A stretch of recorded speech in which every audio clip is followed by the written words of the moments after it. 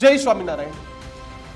સ્વામિનારાયણ સંપ્રદાયના સંતો છેલ્લા ઘણા બધા સમયથી વિવાદમાં છે અને વિવાદ કોઈ ઓછો નહીં, પરંતુ એક બાદ એક વિવાદ આવે. ક્યાંક જમીનની સંડોવણી, ક્યાંક યુવતીઓના શોખીન, દારૂ, બિયર, જમીન, સૃષ્ટિ વિરુદ્ધના કૃત્ય, બળાત્કાર. રાજકોટનો છેલ્લો કેસ ખળભળાટ મચાવી દીધો કે સ્વામી હતા કે જમીનના દલાલ કે જેને કરોડો રૂપિયાની જમીનના સેટિંગો કર્યા, સાથે દુબઈ ફરવા ગયા, ત્યાં નશીલા પીણા પીધા, દારૂ બિયર પીધા, લ્યો ને. અને હવે છેલ્લે એવો પણ આરોપ લાગ્યો કે વિદેશી યુવતીઓના પણ શોખીન હતા. વડતાલ મંદિરે સ્પષ્ટતા કરવી પડી કે આ સાધુ સંત સાથે કોઈ પણ લેવા દેવા છે તે મંદિરને નથી. અને જો તે સ્વામીજી સાચા હોત તો આવીને સ્પષ્ટતા કરી ગયા હોત. પરંતુ જો આ કિસ્સો શાંત નથી પડ્યો, ત્યાં એક વધુ એક સ્વામી છે તેની લીલા સામે આવી છે. નહીં, લીલા એટલે કોઈ સારો કાર્યક્રમ નથી કર્યો આ સ્વામીજીએ. ભૂતકાળના ઓલા જે સ્વામી હતા એમાં તો ખાલી આરોપ હતો.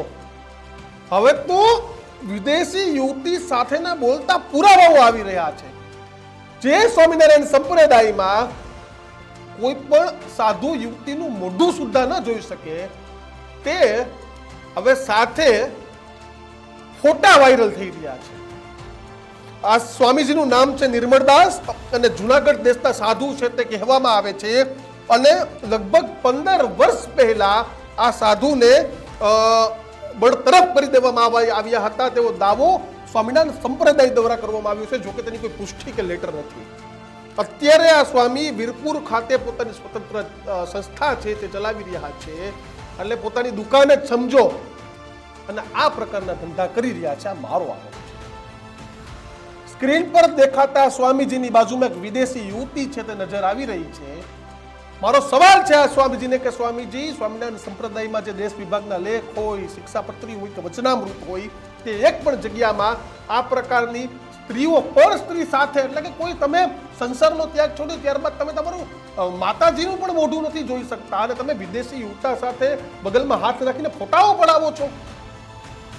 તો આ પ્રકારની સ્થિતિ થઈ ગઈ છે. કારણ કે પહેલા પણ આપણે જોયા હતા સૃષ્ટિ વિરુદ્ધના કૃત્યો, બાથરૂમના વિડીયો, અમુક વિડીયો તો એવા હતા કે અમે તમને બતાવી નતા શકતા. અને આ ફોટાઓ કે વિદેશી યુવતીના આરોપ લાગે છે ને હવે વિદેશી યુવતી સાથેના ફોટાઓ પણ વાયરલ થાય છે. તો સંપ્રદાયની હાલત અમુક સંતોએ કેવા પ્રકારની કરી નાખી છે ને તેના બોલતા પુરાવાઓ છે તે સામે આવી રહ્યા છે. અમને પણ નથી ગમતું, પરંતુ અમને બોલવું નથી ગમતું તો આ સંતોને આવા કારનામા કરવા કેમ ગમે છે ને તે એક સવાલ છે. વારંવાર આ સ્વામિનારાયણ સંપ્રદાયના અલગ અલગ સંતો છે તે વિવાદમાં આવે છે. ક્યાંક સ્પષ્ટતા થાય, ક્યાંક નહીં થાય, ક્યાંક કોક ઉપર 4 હાથ રખાય, કોક ઉપર ન રખાય. પરંતુ